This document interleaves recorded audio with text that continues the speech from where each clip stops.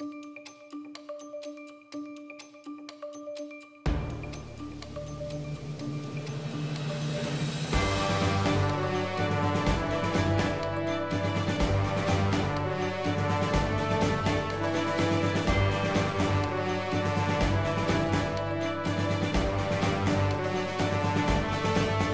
un nouveau jour pour la présidence de la République du Cameroun, et il est marqué par une série de changements notables.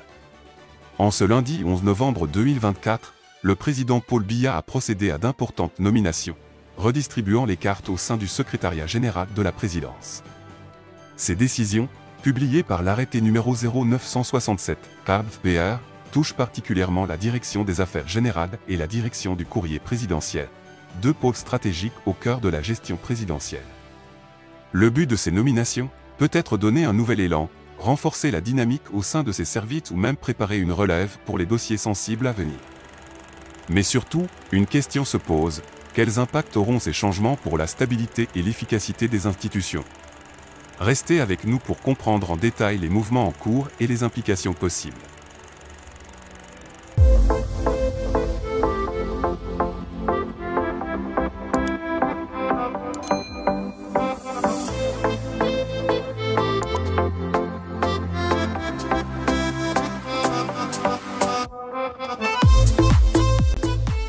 Les nominations s'ouvrent d'abord à la direction des affaires générales, un département clé souvent dans l'ombre mais crucial pour le bon fonctionnement de la présidence.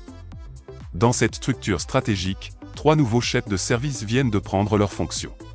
Monsieur Meng Martin Charles Roger, connu pour son expertise en gestion documentaire et bibliothèque, accède désormais à la tête du service du budget, un secteur hautement sensible. Succédant à Monsieur Min Mindoumou Arnaud Robert, appelé à d'autres fonctions, Monsieur Meng devra désormais assurer une gestion rigoureuse des ressources allouées au fonctionnement de la présidence. Sa promotion montre-t-elle une volonté d'instaurer davantage de rigueur budgétaire? Ou, au contraire, est-ce un signal pour favoriser la continuité dans la discrétion? Autre nomination à noter, celle de Monsieur Njidja Malamed, maintenant en charge du service du matériel.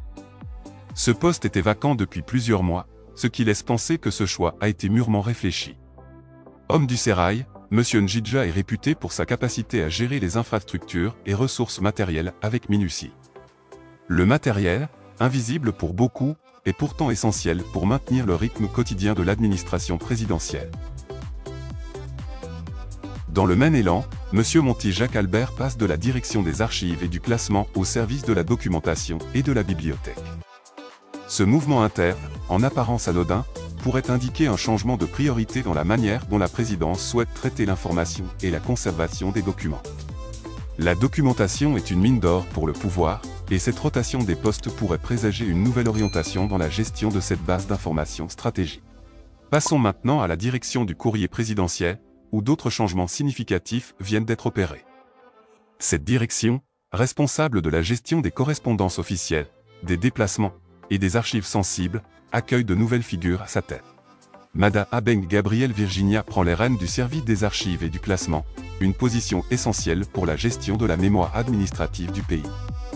Auparavant responsable du service des déplacements, Madame Abeng a acquis une expérience précieuse dans la coordination des missions et des mouvements officiels, ce qui devrait lui permettre de s'adapter rapidement à ces nouvelles fonctions. Quant au service des déplacements, il sera désormais dirigé par Madame Monjo Nengo Sol Rose, précédemment en poste au secrétariat général de la présidence. Sa nomination représente une montée en puissance notable pour cette femme qui a prouvé son efficacité dans des rôles exigeants et de grandes responsabilités. La question reste ouverte, comment gérer les déplacements officiels, un aspect délicat et complexe du protocole présidentiel. Ces décisions, qui prennent effet immédiatement, s'inscrivent dans le cadre d'une réorganisation en cours depuis la mise en vigueur du décret numéro 2011/412 du 9 décembre 2011. Ce cadre réglementaire renforce l'exigence d'un fonctionnement harmonisé et bilingue, en français et en anglais, des institutions présidentielles, conformément à l'engagement du Cameroun envers le bilinguisme. Mais que disent ces nominations sur la vision du président pour l'avenir de la présidence? Paul Biya, tout en gardant un pied ferme sur ses positions, semble miser sur des valeurs sûres. Toutefois, l'entrée en scène de nouveaux profils laisse entrevoir une stratégie de continuité prudente, mais adaptable. Ces changements ouvrent la voie à une multitude de questions. Avec ces ajustements, Le secrétariat général de la présidence sera-t-il mieux armé pour affronter les défis futurs? Ces nominations témoignent-elles d'une préparation pour un renforcement de pouvoir autour de figures de confiance, comme Ferdinand Ngo, déjà au centre de l'attention pour ses responsabilités croissantes? Et surtout, quel avenir pour ceux qui occupent désormais ces positions clés dans les rouages administratifs? Chers auditeurs, vous avez l'occasion de partager vos avis et impressions en commentaire. Pensez-vous que cette redistribution des rôles apporte un vent de nouveauté nécessaire ou n'est-ce qu'une redistribution?